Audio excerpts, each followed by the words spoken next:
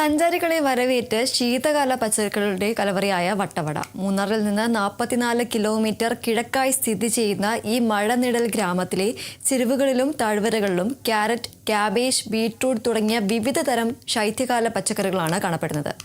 വട്ടവടയിലേക്ക് എത്തുന്ന സഞ്ചാരികൾക്കും ഇത് വേറിട്ട അനുഭവമാണ്.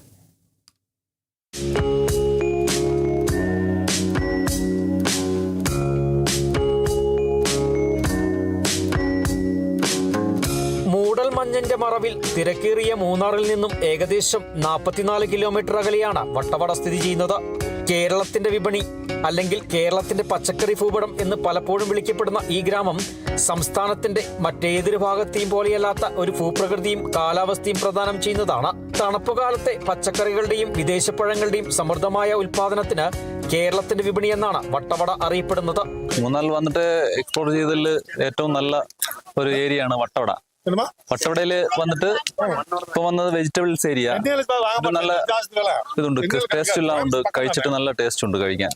என்னன்னா கெஸ்ட்டுக்கு விரும்பி கார்ட்டு, காபேஜ், பீன்ஸு, பீட்ரூட்டு இந்த மாதிரி ஐட்டம் தான் இருக்குது. ஃபுல்லாக நான் போட்டு வச்சிருக்கேன்.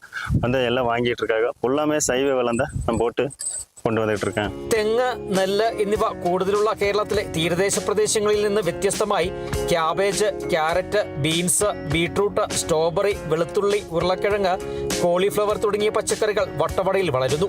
വട്ടവട സന്ദർശിക്കാനെത്തുന്ന വിനോദസഞ്ചാരികൾക്ക് ശുദ്ധമായ പച്ചക്കറികളും സ്ട്രോബെറി പഴങ്ങളും കുറഞ്ഞ വിലയിൽ വാങ്ങാനുള്ള സൗകര്യവും ഇവിടെയുണ്ട്.